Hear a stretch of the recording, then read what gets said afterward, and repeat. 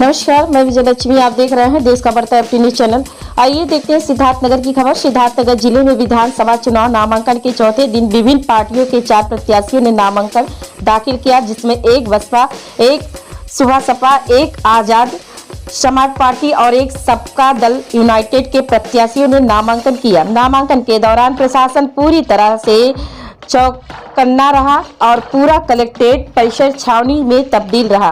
नामांकन करने वालों में बसपा के सोहरतगढ़ प्रत्याशी राधा रमन त्रिपाठी, सोहरतगढ़ से आजाद समाज पार्टी के प्रत्याशी डॉक्टर सरफराज अंसारी, बासी विधानसभा से सबका दल यूनाइटेड की महिला प्रत्याशी शकुंतला देवी, यह सोहरतगढ़ से ही सपा सुबह सपा प्रत्याशी का दावा करने वाली निषाद प्रेमचंद्र कश्यप ने नामांकन किया।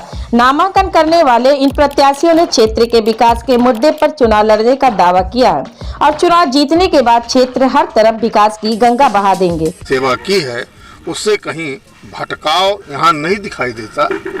जैसा मेरा नेचर था, मैं उपेक्षितों का, वंचितों का, जो कमजोर वर्ग है समाज का, उसके न्याय के लिए सदैव लड़ाई लड़ा हूँ और ये प्लेटफॉर्म उसको पूर्ण मानक रूप में हमको दिखाई दे रहा है। तो क्या विकास क्या करेंगे? विजन है आपको, कुछ आपने सोचा अगर आप जीते तो आप क्या करेंगे अपनी विधानसभा में? पूरे विधानसभा में शिक्षा के क्षेत्र में जो लंबे समय से उसका पहचान था, वो पहचान अब फीका होता जा रहा है।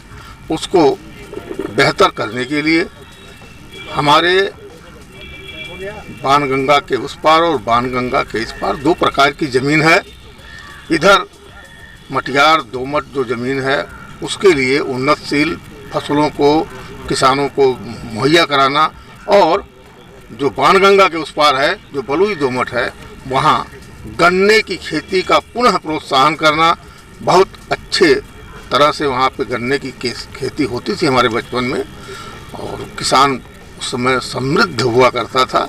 आज मैंने देखा कि एक तो खेती से किसानों को कोई लाभ नहीं हो रहा है, और बॉर्डर पे होने के नाते हमारा जनपद सभी प्रकार के सुविधाओं से वंचित है, जबकि यहाँ पर रोजगार के अच्छे अवसर हैं। एक पर्यटक के रूप में इसको विकसित किया जा सकता है। तमाम प्रकार के उद्योग धंधों को यहाँ से प्रोत्साहित किया जा सकता है, उसको लगवाया जा सकता है, और जो पिछड़ापन है उसको दूर करने के लिए अच्छी शिक्षा और सबको रोजगार के विषय में अगर सदन में जाकर के यहाँ का जनप्रतिनिधि कुछ करना चाहेगा तो निश्चित रूप से सिद्धार्थनगर का भविष्य होगा, और सोहरतगढ़ की सोहरत में पुनः एक मजबूत स्तंभ के रूप में मैं स्थापित हूँ। इस निमित्त मैंने बहुजन समाज पार्टी से टिकट लेकर के चुनाव मैदान में। क्या किसी पार्टी को अपना प्रतिद्वंदी मानते हैं? ना, मैं जनता की सेवा किया हूँ, जनता के अपेक्षाओं पे खरा उतर रहा हूँ, और एक अच्छा प्लेटफॉर्म मिलने के पश्चात पूरा जनमानस मेरे साथ, मेरे लंबे समय से 4 दशक के सेवाओं को पूर्ण आशीर्वाद और समर्थन देने के मूड में जनता तैयार है। मैं उनकी अपेक्षाओं पे खरा उतरूं, इस क्षेत्र का विकास कर सकूं, और सुश्री बहन कुमारी मायावती को 5वीं बार मुख्यमंत्री के रूप में स्थापित कर पाऊं, इतना ही ध्येय है। देव भारतीय समाज पार्टी से मैंने नामांकन किया है, सपा गठबंधन से, भागीदारी संकल्प मोर्चा से। कौन सा विधानसभा? किस 302 विधानसभा सोहरतगढ़, जनपद सिद्धार्थनगर।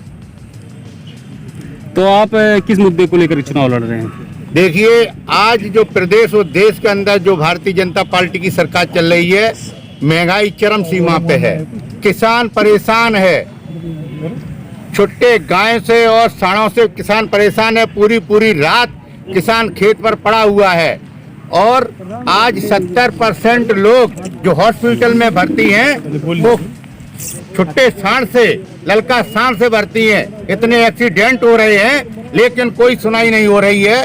हमारी प्रदेश की सरकार, योगी कोई सुनाई नहीं कर रहे हैं। तो ऐसा बात, आप बाहरी हैं, ठीक है ना, आप करहल से आए हैं, मैनपुरी से आए हैं, तो ऐसे यहाँ कैसे?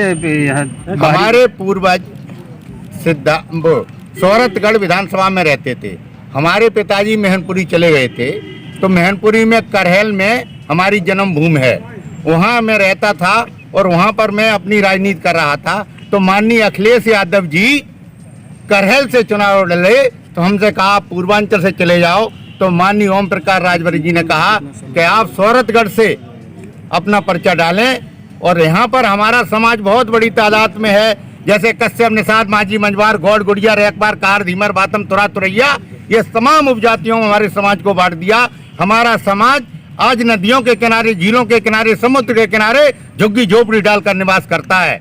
लेकिन हमारे समाज को न तो किसी ने राजनीति में भागीदारी दी, न किसी ने शिक्षा में भागीदारी दी, न किसी ने रोजगार में भागीदारी दी। लेकिन माननीय ओम प्रकाश राजभर जी ने आज इतिहास कायम कर दिया निषाद समाज के लिए, जो उन्होंने पूर्वांचल से टिकट देकर प्रेमचंद कश्यप को, और पूरा आज हमारे उत्तर प्रदेश का कश्यप, निषाद, बिंद, माझी, मझवार समाज माननीय ओम प्रकाश राजभर जी को अपना नेता मानते हुए, और हम लोगों ने दृढ़ किया है कि माननीय अखिलेश यादव जी को 2022 में अभी हम लोग मुख्यमंत्री बनाने का काम करेंगे। क्या क्या विकास आप करेंगे? जैसे आपको क्या यहाँ पे क्या आपको जानकारी है कि यहाँ पे किस ये कमी है? हम क्या अभी 3 महीने से गांव-गांव घूम रहा हूँ। हमने देखा है सबसे पहले जब सड़कों पे जाते हैं तो घरों में लैट्रिन है, गांव में नहीं है। किसी घर में महिलाएं रोडों पे लैट्रिन कर रही हैं। ये बहुत शर्म की बात है। मोदी और योगी कहते हैं कि देश के अंदर हर घर में लैट्रिन बन गई है, लेकिन हमने देखा किसी भी गांव में लैट्रिन नहीं, किसी घर में लैट्रिन नहीं। महिलाएं तमाम लैट्रिन कर रही हैं।